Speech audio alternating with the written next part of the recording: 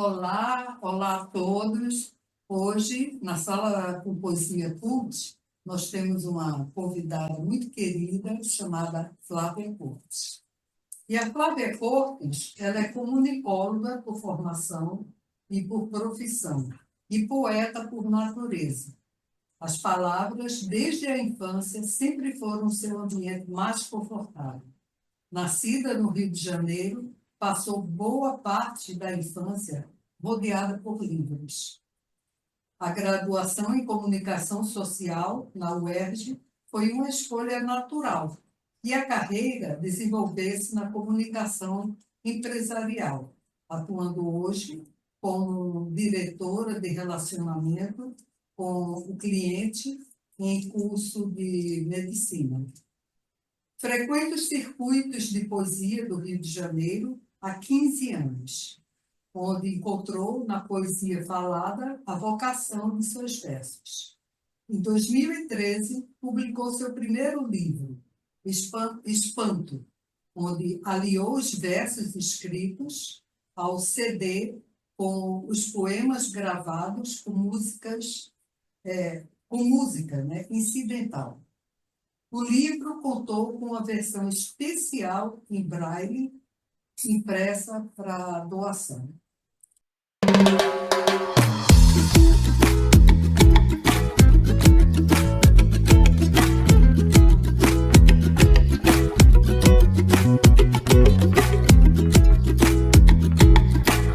Bem-vinda, Flavinha.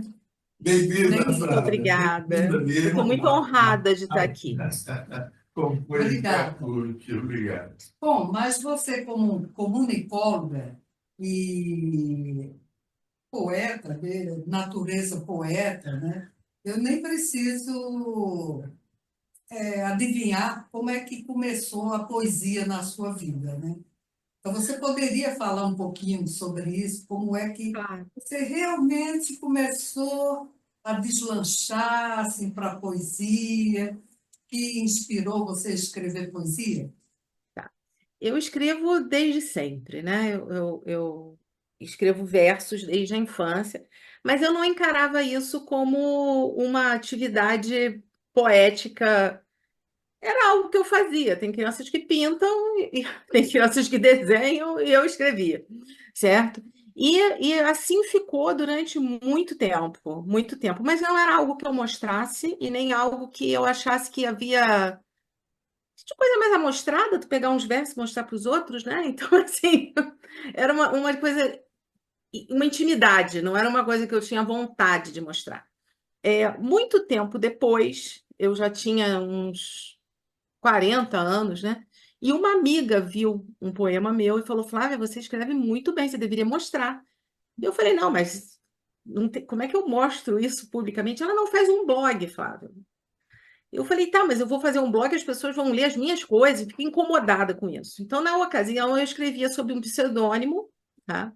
E eu comecei a publicar uns versos no Recanto das Letras, eu não sei se vocês conhecem, era um site que tinha antigamente, não sei nem se ainda existe. Publiquei muito lá também. Isso.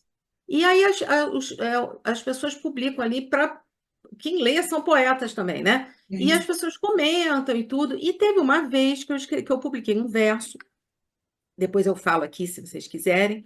E é um poema que fala sobre você se recuperar de alguma coisa, né? E uma pessoa publicou um comentário falando assim: você não tem ideia do bem que você me fez hoje. Era exatamente o que eu precisava ouvir para passar pelo dia de hoje. E aquilo me emocionou de uma maneira que foi aí que eu entendi a natureza da poesia e a função que a gente tem. Na verdade, eu entendo que a poesia, ela vem para algumas pessoas como um dom. Cada um tem o seu dom, né? Tem pessoas que têm dons distintos. E eu entendi que nós somos. Eu só transcrevo coisas. Que, na verdade, a emoção é uma emoção humana, é uma emoção que está ali e que é de todo mundo. Não é só a minha emoção. A emoção sobre a qual escrevo, ela não é inédita na humanidade. É uma emoção que é a minha emoção, a emoção da Marisa, a menção do Dalberto, a menção de vocês que estão aí escutando. Só que por um dom, que aí cada um tem a sua fé, como funciona, por um dom eu consigo transcrever isso. Então eu consigo dar uma forma mais concreta a essa emoção. E aí eu percebi que esse dom ele existe, que não é um dom meu, é um dom que eu recebi e que é um dom que a partir do momento que eu escrevo o poema não é mais meu. O poema é de quem está lendo esse poema. E aí, nesse momento, eu entendi que eu não podia guardar para mim, que eu tinha que começar a mostrar. E foi aí que eu comecei a encarar o ofício de poeta. Foi dessa forma. Mas que lindo. Linda, linda. Até para descrever isso, você falou de uma forma poética. Ser poeta mesmo. A gente existe assim, não é uma opção. Tem jeito, não tem jeito. Flávia, quais foram as suas principais influências literárias, Flávia? E como também, quais os poetas, escritores que levaram a você, né? E que você admira muito, que levaram a você essa vida literária? Tá. Eu comecei a falar poesia, porque o meu verso, eu chamo o meu poema, os meus escritos de verso, tá? É como se fosse uma figura, o meu verso. O meu verso, ele existe de uma maneira que tem uma conexão muito forte com a palavra falada, né? Ele no papel, ele não é completo, ele ganha uma completude quando eu falo esse poema e quando ele se espelha no outro, né? Então, ele cumpre o destino dele quando eu falo esse poema e ele se reflete no outro. E eu não sabia disso, naturalmente. A gente vai evoluindo a arte da gente de uma maneira que ela pode ganhar diferentes formas, né? E aí o que acontece? Há muito tempo atrás, eu soube de um lugar chamado Casa Poema. Eu não sei nem se ainda existe. Ele era um centro de arte, de poesia, na época da Elisa Lucinda, que é uma atriz que também é poeta. Não sei se todo mundo conhece o trabalho dela nessa instância. Tá? E na ocasião, tinha uma oficina de poesia, e eu quis ir lá conhecer. Eu morava num bairro muito distante do Rio de Janeiro, que é a Barra da Tijuca, que na época não tinha metrô nem nada, era mais distante ainda por conta disso, a logística era muito ruim, eu não tinha carro. Então eu resolvi ir.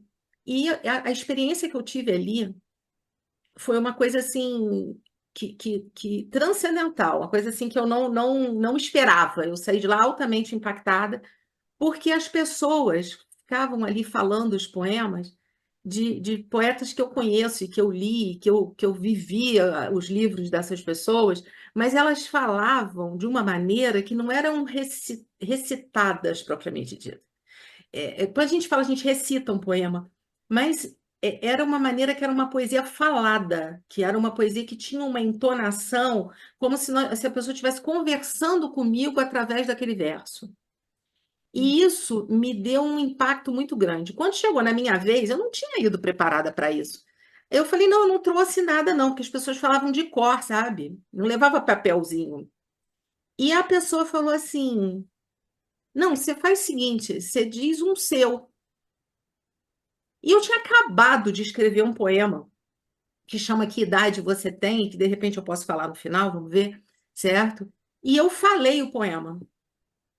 E quando eu falei o poema, os rostos das pessoas em volta foram se iluminando, como se o poema estivesse ganhando um espaço dentro da alma daquelas pessoas. E aquilo foi uma conexão, uma magia, que eu fiquei assim, muito impactada. Eu saí dali, liguei imediatamente para o meu pai, que é uma pessoa que tem uma influência grande na minha vida. Eu falei, pai, eu descobri o que eu quero fazer para o resto da minha vida. Eu tinha 40 anos. Sim. Ele gostou? Ele falou, tá, filha, eu já sei que você vai fazer isso todos os dias a partir de agora. Eu falei, pô. Então, assim, e foi assim que teve um impacto muito grande. Pouco depois, eu tive a oportunidade de conhecer o Corujão da Poesia, que é um movimento literário no Rio de Janeiro, que se reúne músicos, poetas, etc. E ali eu desenvolvi a poesia falada de uma maneira muito intensa, porque eu ia toda semana. Tive a oportunidade de conhecer também na época, um sarau que a Marisa fazia, né? Marisa ainda existe? Você ainda faz semanalmente? Não, aquele, não, era dizer poesia, uma noite. Dizer poesia, e vários. O Rio de Janeiro tem um circuito literário muito rico, né? Então, tem a Pelada Poética no Leme, eu tinha na época, não sei se ainda tem. Ainda O tem. pessoal enfim, e eu frequentava bastante assiduamente. E foi muito natural quando eu publiquei o primeiro livro. Na verdade, eu depois participei de algumas antologias, mas o primeiro livro, único até agora publicado, que é Espanto, né? O objetivo dele é justamente mostrar essa surpresa que a poesia pode ser. Que a gente às vezes ouve falar poema, poesia na escola, na faculdade, como uma coisa erudita, né? Uma coisa distante do cotidiano, e quando, na verdade, a poesia está presente no mundo. Existe uma força lírica no mundo que existe no cotidiano da gente, certo? E é isso. E aí, assim, eu acho que de movimentos, acho que isso, o João do Corujão, né? Que é uma pessoa que me inspirou muito, é quase um professor para mim, certo? E os poetas que eu conheci aí. Certo? Em termos de poetas famosos, eu posso citar aí Manuel de Barros, que é uma figura que tem um impacto enorme para mim. Eu não consigo ler Manuel de Barros sem ficar ali perdida no encantamento dos versos dele. Drummond, a própria Lusa Lucinda, são poemas são poetas que têm uma maneira de falar muito próxima do nosso cotidiano, né? Mas tem uma quantidade enorme de poetas maravilhosos. A literatura brasileira é muito rica, né? Certo? É isso. Dizem que a melhor forma de expressão, porque a poesia ela é uma expressão, né? Dizem até que é a expressão da alma, né? Mas a forma de expressar, a melhor forma de expressar é você expressar com todo o seu corpo, né? É com o coração, com o fígado, com os pulmões. Ou seja, quanto mais o poeta faz isso, mais ele representa bem aquele sentimento que é a poesia, né? E eu acho que você Sim, faz isso muito bem, sabe, Flávio? obrigada. Flávia. Deixa eu fazer o seguinte, você mais ou menos já falou, mas só para explicitar melhor como é o seu processo de escrita e se você tem algum ritual que você segue para fazer Tá. o poema. Na verdade, eu preciso, para escrever com alguma naturalidade, porque assim, eu não sento para olhar para o papel e escrever. Tem poetas que trabalham o verso de uma maneira mais lúcida e talvez mais cognitiva, né? No meu caso, e eu acho que os processos criativos variam muito de pessoa para pessoa, tá? Não tem um formato certo, tem o seu formato. O meu formato tem a ver com eu estar em contato com essas forças líricas que eu digo que existem no mundo, que podem ser na natureza, podem ser através da música, pode ser numa conversa com um amigo. Então, o que acaba acontecendo é que aquele verso, que tem um verso ali dentro daquela frase, né? Ele gruda no meu pensamento, né? É isso que acontece. E aí ele fica ali, enquanto eu não escrevo o negócio não. Sabe quando você fica com uma música presa na cabeça? Que você fica ali com aquela repetindo? Comigo acontece com versos que como se eles quisessem ser escritos, entendeu? Então, para Falta eu de conseguir catarse, né? isso, então para eu conseguir escrever, eu preciso ter um silêncio, né? Um momento de contemplação. Tem até uma vez o Drummond falou alguma coisa sobre isso, né? De você se dedicar a técnicas de leitura, contemplação, ação, que sim, são trabalhos cotidianos, né? Que levam à poesia, né? Que é como que seria como os poetas se armam, né? Ele diz até que um poeta desarmado é um ser à mercê de inspirações fáceis. Então, assim, é isso. Então, se eu tiver, por exemplo, uma semana muito atribulada, em que eu não consiga ler um pouco, que eu não consiga ouvir um pouco de música, que eu não consiga parar 20 minutos para conversar com um amigo, ou que eu não consiga ficar ali só olhando a parede, né? Quer dizer, quando eu morava no Rio, era olhando a parede, agora eu moro num sítio, então se eu conseguir ficar ali olhando o beija-flor na varanda, Adoro. Passa mudou um pouquinho música. onde eu solto o meu Paz, pensamento. O momento de contemplação ficou um pouco mais belo aqui no sítio.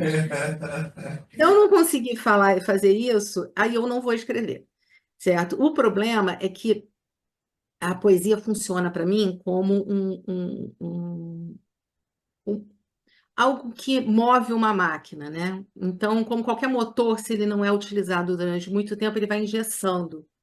E em mim vai me dando uma sensação de. É como se eu fosse ressecando a minha alma, entende? Então eu vou ficando mal, eu fico mal se eu fico muito tempo sem escrever. Tem um poema que eu escrevi que chama Irrigação, que fala sobre isso, que 10 dias sem poesia ressecam a alma, entendeu? E é isso. Então, é como se fosse um. As pessoas não vão para academia 3 vezes por semana, 4 vezes por semana, as pessoas não fazem movimento de meditação. Eu preciso ter contato com as forças líricas do mundo umas 2 ou 3 vezes por semana, senão eu fico mal. É assim.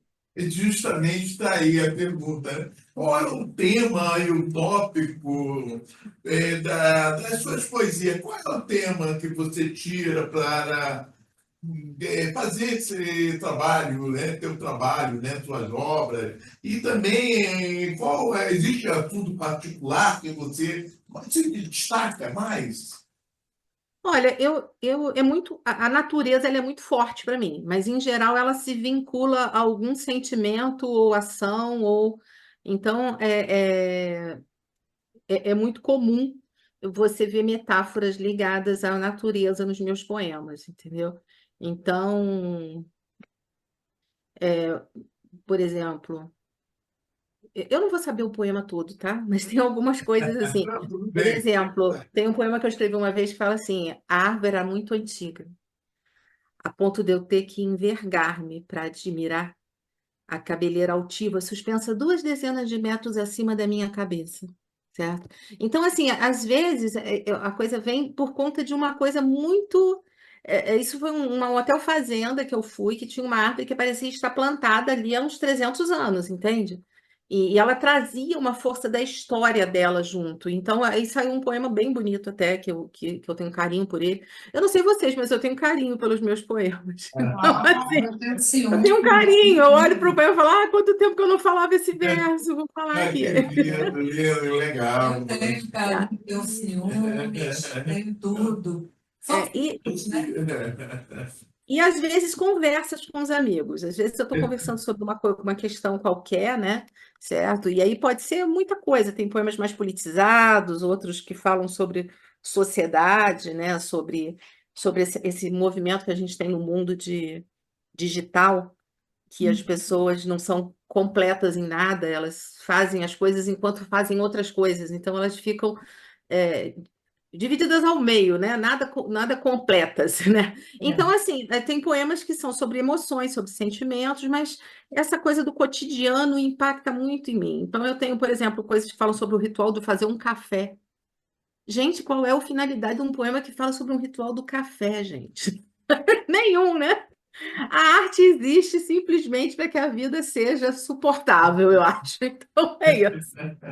Não, Olha, mas os grandes poetas, todos têm poemas muito assim sobre o cotidiano, né? São intimistas, né? Falam daquilo que para a gente, às vezes, a gente nem presta atenção, não é? Naquele cotidiano, e eles pegam aquilo e fazem um poema lindo, né?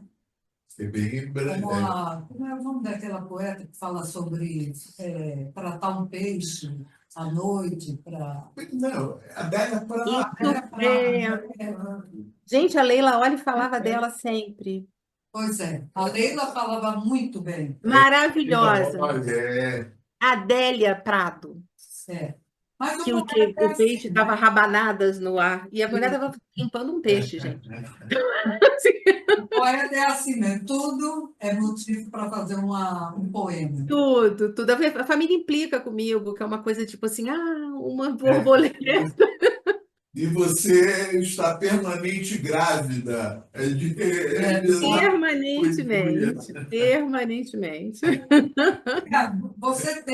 Você chega a ter bloqueios criativos, alguns poetas dizem que às vezes, Tenho. Que eu digo que o meu verso briga comigo e vai embora, só aparece um mês e meio depois, e é ruim isso, porque eu fico sentindo uma incompletude, sabe? É verdade. assim. Mas aí você só espera passar e Não, eu tenho que ir em busca da experiência lírica. Então, eu preciso ler um pouco mais, eu tenho que ouvir mais música, preservar os meus silêncios, porque quando acontece de eu ficar assim, com um verso engessado, né? É porque eu não estou dando atenção suficiente ao meu lado poético. Porque a vida existe em paralelo. Então, tem criança para pôr para a escola, tem prova para estudar, tem trabalho para fazer, horário de entrar, sair. Então, assim, a gente conta para pagar, professor particular para agendar. Então, assim, a vida da gente é muito corrida, gente. Então, assim, nem é bom, sempre dá para você ficar lá olhando o beija-flor, entende o que eu quero dizer? E eu preciso disso para conseguir escrever. Justamente aí que está a pergunta seguinte. Como é que você vê, sendo, né, sua vida em sala de aula, tudo isso, como é que você vê a poesia na sociedade atual? Como é que você acredita que a poesia, influencia. a arte tem influência bem significativa na sociedade Acre- atual? Acredito que sim. Acho que o movimento que eu vejo hoje das pessoas procurando arte, e não só na forma de poesia, mas em outras formas também, é muito grande, porque a gente sabe que a nossa sociedade ela está passando por um momento muito delicado, né? A sociedade está doente, É verdade. as pessoas estão muito fora da caixinha, é uma coisa impressionante. Eu acho. Então, o que eu acho é que a poesia ela traz uma válvula de escape, né? E Uma uma ligação. possibilidade de recuperação do sentimento humano, né? Assim como assim, as pessoas precisam se tratar, elas precisam fazer terapia, elas precisam ouvir música, elas precisam entrar no mar, elas precisam para conseguir recuperar a sua humanidade, porque o negócio está complicado, certo? Agora, eu não enxergo a poesia hoje, tá, como uma alternativa concreta para a pessoa ter para viver disso. Eu conheço pessoas que vivem da sua arte, tá? Mas de maneira regular, a ponto de você conseguir pagar os boletos, entendeu? Eu acho que ainda está muito longe, aqui no Brasil, pelo menos, da gente conseguir isso de uma maneira mais concreta. O que não quer dizer que não existem maneiras da gente se colocar dentro dos círculos literários, né? As pessoas serem conhecidas dentro do universo ali, da cidade delas, né? Isso não vai gerar uma remuneração, isso não quer dizer que não possa se pagar. Eu, quando publiquei o livro se pagou, certo? Eu tive que fazer um investimento, naturalmente, porque antes de eu vender o livro, eu precisei publicar o livro. Então, você tem umas coisas para pagar para poder publicar um livro, né? É, Mas, assim, eu fiz uma tiragem na época de 300 exemplares, não foi muita coisa, assim, não é uma quantidade absurda, É uma mas às vezes. quantidade É, razoável. eu não foi uma quantidade, não vou virar top best-seller no Brasil, né? Entende? Vamos lá. Mas ele alcançou o meu objetivo. Ele se pagou, não me deu prejuízo, tá? E ele alcançou um objetivo meu de que aquilo alcançasse. Eu tenho 50 aí em casa, mas a gente vendeu acho que 250 unidades. Isso quer dizer que 250 pessoas tiveram contato com o meu verso. Talvez mais, porque aquilo fica na. E na época, enquanto foi um livro que ele tinha uma configuração, tinha ilustração, capa dura, um CD. Então as pessoas acabam deixando em cima da mesa da sala, sabe? Então, as pessoas acabam manuseando aquilo, que ele foi meio um livro que também era um objeto de decoração, por assim dizer, certo? E, por incrível que pareça, hoje de manhã, eu costumo dizer que coincidências não existem, né? Hoje de manhã, uma amiga minha me mandou uma foto da dedicatória de Espanto, que ela foi no lançamento há 10 anos atrás, né? E ela falou: Olha o que eu abri aqui na minha sala hoje. Eu falei: Não é coincidência, hoje eu vou fazer uma entrevista sobre poemas, coincidências não existem, e você veio me dizer que eu tomei uma decisão acertada de participar. É Flavinha, isso. eu me lembro do lançamento do seu livro, sabe? Foi assim um lançamento num lugar bem bacana, bucólico até. Eu gostei muito. Agora, eu gostei especialmente do seu livro porque ele foi diferente, né? Ele, além do CD, tinha um CD com você recitando os poemas, né? E tinha também a versão, depois você fez Em a braille. Braille. É. É uma Isso coisa aconteceu. incomum, não é? Então, foi muito, muito, muito legal mesmo. Então, E a quais... gente foi fazer as doações, e vocês não têm ideia da Ah, emoção que é uma pessoa abrir um livro que é em braille, quer dizer, eu nem sei ler aquilo, que a página é branca, ela tem Lá no, ela tem uma textura, né? no E a meio. pessoa passar a mão e falar o seu verso. ah, isso é emoção enorme, É né? uma emoção gigantesca, gente. Já chorei muito com essa versão Até em braille. imagino, até imagino. Pô, Mas então, quais são os seus planos para o futuro? Você teria algum desejo? Não tenho. Você sabe que, na verdade, a pandemia adiou um pouco isso e a mudança para Teresópolis, né? E eu saí um pouco do circuito literário por conta da maternidade, né? Logo depois que o Espanto foi lançado, a minha filha, Sofia, surgiu nas nossas vidas, certo?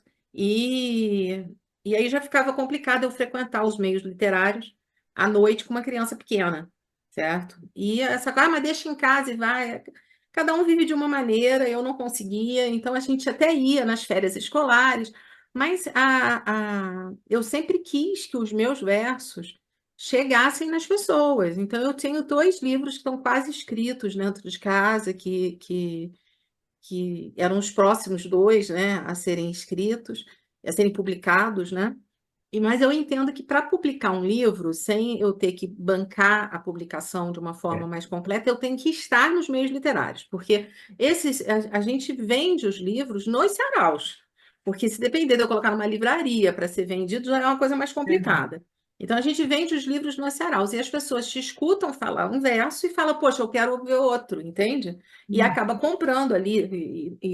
Durante o período de lançamento do Espanto, eu fiz um lançamento num espaço, mas eu fiz outros lançamentos em vários saraus do Rio de Janeiro e a cada sarau vendia 10, 15 livros, entende? E foi assim que o livro se pagou. Então, para isso, eu teria que estar de volta aos meios literários. Mas eu acho o seguinte: tudo que tem que ser, será, entendeu? As coisas têm. Só você estar aberto às coisas, né? Aberto ao que precisa ser e acontecer. Então, o que eu acho que vai acontecer com o tempo é exatamente isso. Isso. Há um tempo para tudo, né? Tem, tem, tem. Flavinha, Flavinha, olha só, que entrevista, né? Muito impactante e gostosa. Flavinha, que conselho você daria aos aspirantes poetas, neófitos aí, estão querendo entrar na poesia, tudo isso? Que conselho você daria a essa garotada que querem começar essa jornada de poeta? Qual o conselho, Flavinha? E só complementando, Flavinha, já que nosso tempo, infelizmente, está se exiguindo, Sim, para complementar, fala um poema seu para a gente fechar com chave de ouro. sim, sim. Bom, com relação ao conselho, eu vou dizer leia. Se você quer escrever, você tem que conhecer os poetas, né? Então, vai ler toda. Ah, mas aí é caro. Não, gente, tem biblioteca. Vai para a biblioteca ler. Então, assim, a gente tem toda a obra, tem poemas maravilhosos. Tem Adélia Prado, né? Tem Drummond, a gente tem. Nossa, tem muito poeta bom aí, Mário Quintana, certo? Então, vá ler esse povo todo, certo? E se você puder participar de saraus, faça isso. Porque essa troca literária, ela é uma das coisas mais gratificantes. Eu tenho amigos queridíssimos na poesia e é um espaço que eu me sinto mais confortável. Com relação ao poema, eu vou falar para vocês, então, o primeiro poema que eu falei em público, que é o Que Idade Você Tem, que eu falei lá na Casa Poema, tá? Ele fala assim: já me disseram muitas vezes que eu não aparento a idade que eu tenho. Normalmente eu respondo com um sorriso, mas às vezes o interlocutor insiste, e o jeito é dar crédito à genética que me deu uma pele boa, ao riso que me acompanha ou ao pouco sol que eu tomei nessa vida. Só que essa é a face mais fácil da resposta, e eu a uso sem pudor, por preguiça de explicar. A verdade inteira eu deixo guardada, com as mesmas convicções que me fazem não desistir de escolher sorvetes pela cor, gostar de dizer poesia em voz alta e só escrever quando as palavras começam a rodar em volta de mim. Tem dia que eu acordo neném e eu nem ligo. Me curvo em feto e deixo amanhã meninar.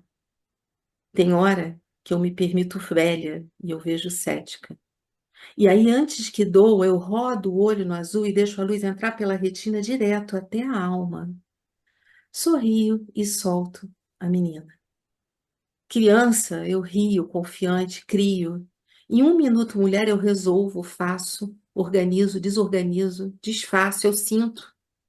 Dispersa, eu intercalo a menina com a mulher.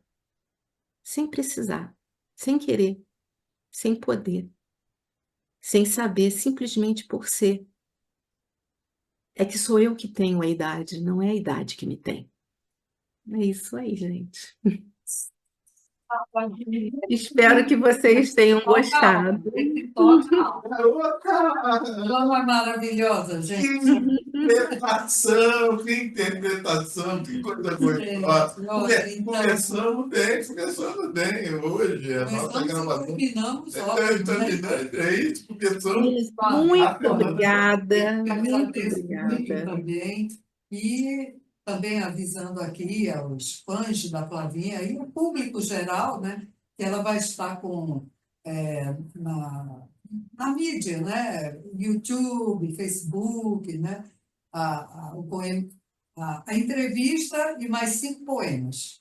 Um por Inclusive, esse gravata eu mandei também, tá? Para vocês. então. Quem quiser Tá bom? ver mais, E Obrigado. outros também. Obrigada, muito obrigada. Honrada, tá? Honrada. Isso. obrigada.